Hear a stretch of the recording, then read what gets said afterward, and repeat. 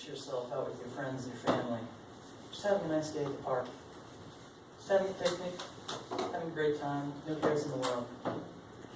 Little do you know that a killer looms nearby. You survey your surroundings, looking for any potential threats. Is it that squirrel? Foraging for food? No. Maybe it's that dog that's playing fetch with its owner. Afraid not. Perhaps it's the Sharknado, an unholy conglomeration of beasts whose only desire is to kill. Well, that's a fictitious natural disaster, so I'm afraid not. No, I didn't know it at first either. But after extensive research, I found that it's that innocuous, innocent-looking tree you're all standing under. In this speech, I'd like to tell you how these monsters kill, what you can do to protect yourself and loved ones, and what you can do to fight back. J. Robert Oppenheimer is once known as the man who fathered the atomic bomb. A man who once said, "I am become death, destroyer of worlds." Little do people know, he wasn't actually talking about the atomic bomb when he said that, but about a tree that fell on his brand new car. Now I'd like you to picture yourself back at that picnic, just enjoying the day away, when all of a sudden some winds pick up. You see a flash of light, hear a clap of thunder. You become concerned and think to yourself, maybe we should just call it a day.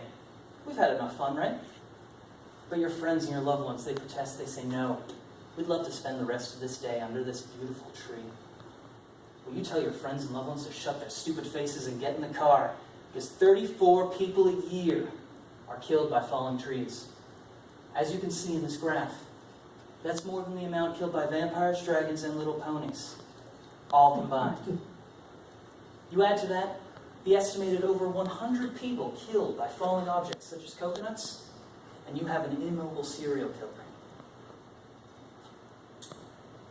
Now, I'd like to show you a video that unfortunately isn't working right now, of a tree committing a grisly rampage. 下一则新闻是今天下午进行的中原总决赛，大家都在观看着，等待着这一个激动的时刻的到来。这位选手，他已经做好准备了。不好意思，这位先生，他已经做好了准备活动，两个眼睛紧紧地盯着这棵树。 That's the standard MO for trees. To ruthlessly and without forethought, just instantly crush its victim using nothing but its own body and gravity to commit murder. But even when they can't, they will sometimes fall on its victim's property or house and cause significant damage, leaving them a substantial bill. But not only do trees do such things, they harbor things that cause so much damage, such as ants and termites, which cause billions of dollars in property damage each year. Also, giant monsters known as tree ants, monsters that look like trees, will disguise themselves as trees, waiting for the most opportune time to strike. Now, with all this information, you may be asking yourself, what can I do, Brad? What can I do to protect myself and those that I care about? Well, that's the perfect question. And my answer to you would be, cut down all the trees in your yard so they can't fall on you or your loved ones. Or better yet, as a preemptive measure, burn your entire yard to cinders and replace the fertile soil with gravel and concrete. Now, even with this information, you might be skeptical. You might say, what about the 4 billion hectares of earth that's covered by forests?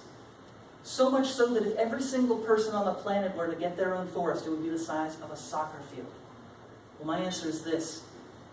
Buy all the forested plots of land that you can. Pave over them. And use that area to make a strip mall or a movie theater.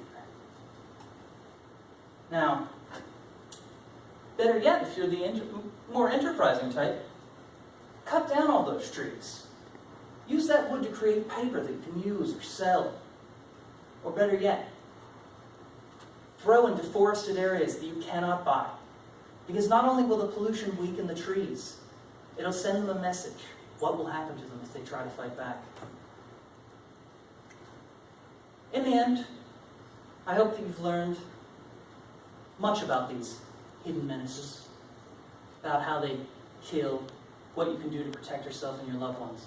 And I understand that many of you may not have known this beforehand, and this may be shocking information. And while indeed it is, what's more important is that this information is the perfect tool to use against trees, a hidden menace. Thank you.